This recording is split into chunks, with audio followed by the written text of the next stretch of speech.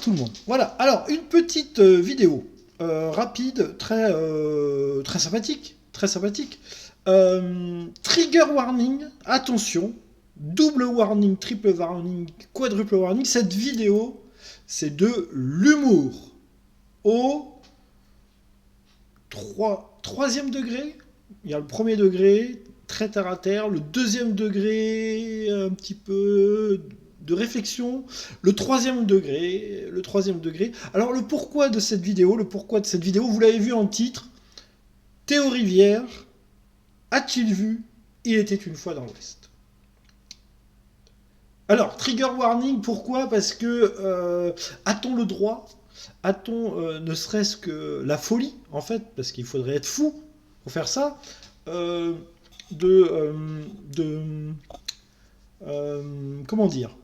dire, de parler de Théo Rivière, mais sous un angle différent, mais trigger warning, et Théo Rivière a le totem d'immunité. Je vous le rappelle, il a le totem d'immunité intouchable, n'est-ce pas ? Donc, on ne peut pas. On ne peut pas. Mais une question se pose. Une question est bien évidemment évidente. Théo Rivière a-t-il vu Il était une fois dans l'Ouest ? Alors, pourquoi cette vidéo ? Parce que on m'a soumis la vision d'une vidéo d'un monde de jeu, du dernier jeu de Théo Rivière, qui s'appelle Fragment, qui a l'air bien sympathique, bien évidemment. Encore une fois, trigger warning, Théo Rivière, quelqu'un de très sympathique, de très gentil. Mais vous allez voir, il y a des... Voilà. On a le droit, malgré le totem d'immunité, est-ce qu'on a le droit ? Alors, je vous mets un extrait. Le jeu, voilà, le jeu, c'est une passerelle entre le jeu de société et le jeu de rôle, pourquoi pas. Je vais rien dire sur le jeu, j'ai pas trop d'avis, j'y ai pas joué. Voilà. À mon avis, c'est du Moyen-Âge, mais bon. Ça y est, j'ai lâché un premier truc. Mais bon, c'est pas grave. Je vous laisse écouter un petit extrait, puis après, je sais pas si on en parle ou pas. Je sais pas si on en parle, parce que le but de la vidéo, quand même, c'est de savoir si Théo Rivière a vu Il était une fois dans l'Ouest. Et la dernière carte qui permet d'intervenir pendant son tour, c'est la carte X, qui est une carte qu'on n'a pas inventée, qui est une carte qu'on retrouve régulièrement dans les jeux de rôle, notamment aux États-Unis, qui est une carte de sécurité émotionnelle. L'idée, c'est que c'est une carte qu'on peut toucher à tout moment de la partie pour se dire « je suis mal à l'aise avec ce qu'on est en train de raconter ». Pour une raison X ou Y qui m'est propre, là, comme on est en train de raconter des histoires, on peut être sur des sujets un peu durs, ou on peut être simplement sur quelque chose qui nous est mal à l'aise. Je touche cette carte, ce fragment de l'histoire prend fin, je vais changer le ton, ou je vais complètement arrêter ce que j'étais en train de raconter. On passe à la personne d'après et on pose pas de questions. C'est vraiment important pour nous d'avoir cette notion de, si jamais tu veux nous dire « ah pardon, je l'ai touché parce que, je sais pas, c'était une histoire avec des monstres des profondeurs et toi t'es très très mal à l'aise vis-à-vis de ça et on le savait pas, et que tu veux nous l'expliciter, on le sait et c'est parti. Si jamais tu veux juste nous dire « pardon, j'étais mal à l'aise », ou même pas pardon d'ailleurs, mais j'étais mal à l'aise, on passe à la suite, on pose pas de questions, c'est important.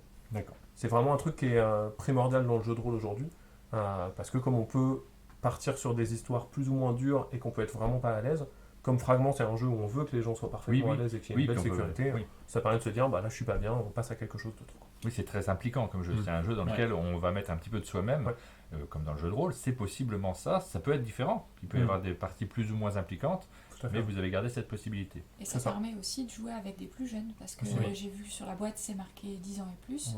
Donc ça permet avec nos ados de faire une partie, et si à un moment ils sont moins à l'aise, quand même ils ont cette sécurité. Oui, alors une sécurité, c'est la ceinture de sécurité.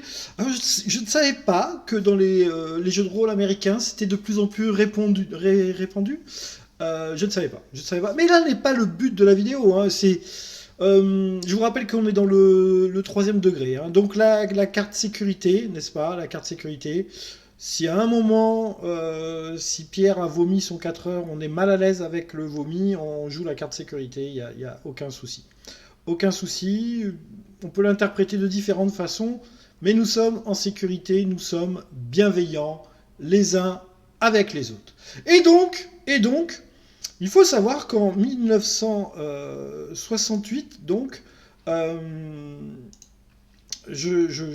1968, Sergio Leone, alors il a fait plusieurs westerns, ce qu'on appelle les western spaghetti. Les western spaghetti, il en a fait plusieurs, et il est en manque d'inspiration. Il est un petit peu au bout du rouleau, là, il sait pas trop s'il va en sortir un autre. Et il se dit, bon allez, je vais m'entourer de gens bienveillants qui vont m'écrire des scénarios. Et effectivement, il était une fois dans l'Ouest. Alors, donc la question, Théo, je te la pose, hein, si tu peux me répondre par le biais des commentaires. As-tu vu Il était une fois dans l'Ouest, hein, as-tu vu Il était une fois dans l'Ouest? Alors, qu'est-ce qu'on pourrait dire sur ce film? Je pourrais... En fait, pour ceux qui l'ont vu, je vais pas vous... En fait, si, je vais vous donner envie de le revoir. Ceux qui l'ont pas vu, je vais vous donner peut-être envie de le voir. Il faut savoir que le casting, déjà, de Il était une fois dans l'Ouest, c'est Claudia Cardinal, Henry Fonda, Jason Roberts et Charles Bronson. Déjà, là, au niveau du casting, ça tape très fort. Ça tape très très fort. Alors évidemment, si on ne connaît pas ces acteurs, on ne peut pas trop s'imaginer déjà pourquoi il faut voir Il était une fois dans l'Ouest. Je vous rappelle que je fais des vidéos, c'est à l'improviste totale, bien évidemment. Le scénario n'est pas trop écrit à l'avance. La musique est trop forte, je pense. Mais c'était important que je fasse cette vidéo. C'était important. Je vais vous mettre quelques extraits d'ailleurs du film. Des petits mots sur les acteurs. Déjà, Henry Fonda. Il faut savoir que Henry Fonda, à la base, ça devait pas être Henry Fonda. À la base, ça devait être Warren Beatty. Warren Beatty, qui est le top du top du top des acteurs américains à l'époque. Et Henry Fonda, il joue que des gentils. Il joue que des gentils. Et là, il va jouer un personnage ignoble dans le film. Mais vraiment ignoble, hein, vraiment le pire des salauds. Et pourquoi ne pas avoir pris Warren Beatty, par exemple? Parce que, à la limite, Warren Beatty était trop connu à l'époque. Donc, Sergio Leone explique très bien que au début du film, là, voilà, la première fois qu'on aurait vu Warren Beatty, les gens auraient vu Warren Beatty et pas le méchant du film, l'incarnation du mal. Le mec, le pire salaud du pire salaud. Je vais vous faire voir un extrait. Je sais pas si la vidéo sera sûrement zappée par YouTube, démonétisée. Là, c'est pas, on s'en fout puisque de toute façon, elles n'ont jamais été monétisées mes vidéos. Je vais vous faire voir un extrait pour vous faire voir qu'est-ce que c'est qu'un méchant à l'époque, quand même. On est au début du film. Je sais pas si vous voyez à l'écran là. Ouais. Alors, donc là, il y a la femme de ce monsieur qui se fait tuer.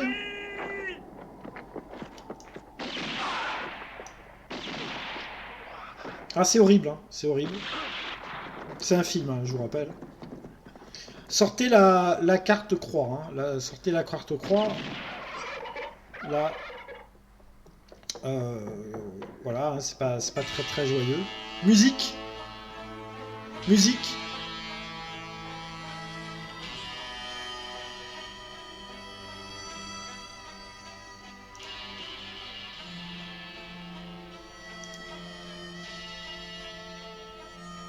Alors là, déjà, on pourrait dire pas mal de choses. Hein.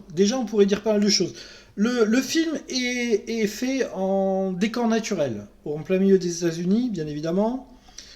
Tout est beau dans ce film, tout est grandiose.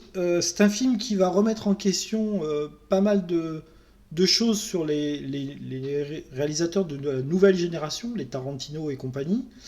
C'est un film où les méchants sont très méchants, où les gentils sont gentils, où les gentils sont gentils mais sans être trop gentils, où il y a un côté vengeance, un côté... Alors je vais pas vous raconter le film parce que je veux aussi que ceux qui connaissent pas, après tout, si j'ai quelques talents insoupçonnés, peut-être ils se diront, peut-être ça vaut le coup d'aller le voir.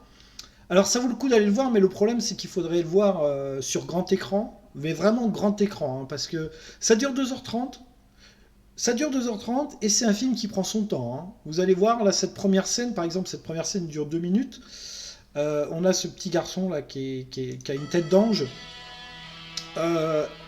Et vous allez voir, je vous laisse avec la musique aussi, Ennio Morricone.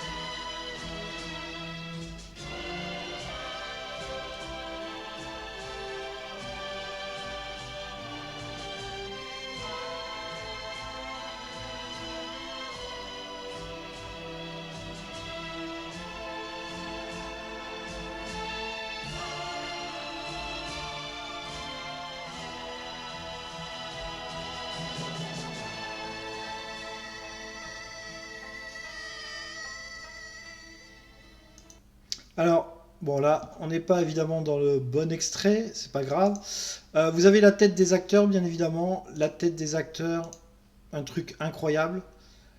Je veux pas vous spoiler le film, bien évidemment. On a ce petit garçon qui vient de voir, je crois, son papa mourir devant ses yeux, sa maman, ses frères, ses sœurs. C'est terrible. C'est terrible. Là, je pense qu'on n'a pas joué la carte croix. Voyez-vous? Donc il y a cette musique qui vous emporte pendant tout le film. Il y a cette chaleur. On est en plein milieu des États-Unis. Il y a ces acteurs, la tête de ces acteurs. Alors je vais vous faire voir un autre extrait. Regardez la tête de ces acteurs.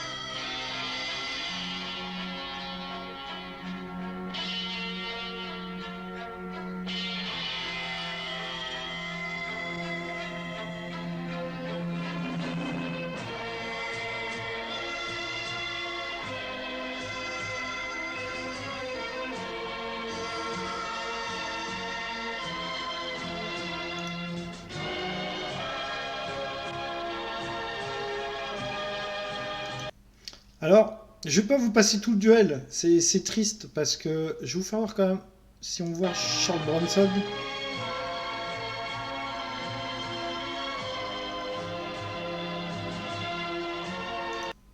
Voilà, Charles Bronson. La tête de ces acteurs. Ah oui, oui, oui, là on est dans du... On est dans de l'acteur qui a vécu, là. On est dans de l'acteur qui a un passé. On est dans de l'acteur qui a... du vécu. C'est dommage parce que des fois, j'ai pas l'inspiration pour vous transmettre quelque chose. Je suis pas particulièrement doué pour ça. Et puis, il y en a qui vont peut-être ça, bien évidemment, prendre ça au premier degré. Mais pourquoi est-ce qu'il fait un parallèle entre Théo Rivière et Était une fois dans l'Ouest?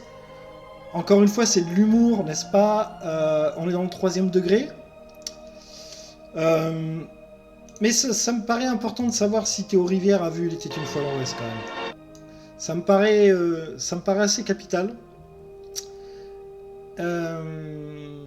Voilà, donc je vous laisse à la réflexion. Je ne peux pas vous... Alors, bien évidemment, je ne spoil pas le film. Hein. Cette célèbre musique qui va vous prendre aux tripes. Ce jeu d'acteurs. Le duel en lui-même dure 8 minutes et quelques. Vous savez, 8 minutes. Aujourd'hui, quel film pourrait se permettre de filmer un duel entre deux personnages qui dure 8 minutes? En fait, ce duel n'a d'utilité dans le film que si vous avez vu les 2h20 avant.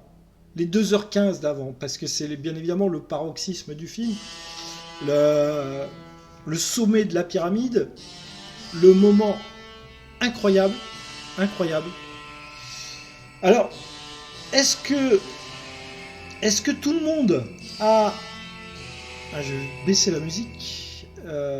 Les poils qui se dressent à ce moment-là, ou est-ce que tout le monde a peut-être la larme à l'œil?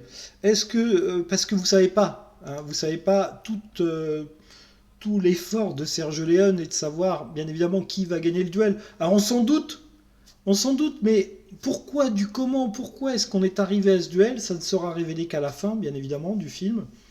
Je ne spoil pas, je ne raconte pas l'histoire du film. Allez voir ce film fantastique. Bien évidemment, Théo, j'espère que tu l'as vu. Et puis je vais vous quitter avec la touche féminine du film. C'est bien évidemment Claudia Cardinal, cette sublime femme. Je vous laisse avec Claudia et je vous dis à très bientôt pour une prochaine vidéo. Théo, as-tu vu Il était une fois dans l'Ouest? As-tu vu la gueule de ces acteurs? Ils étaient foutrement bien construits, les acteurs de Il était une fois dans l'Ouest.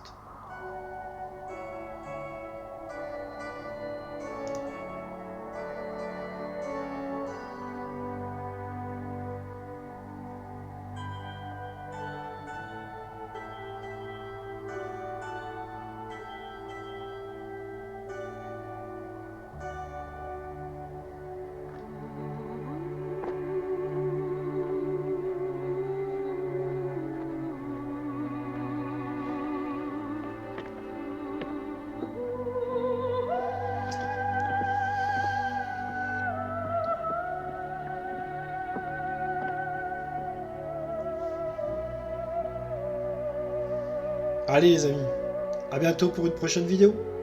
Bye bye. C'était efficace.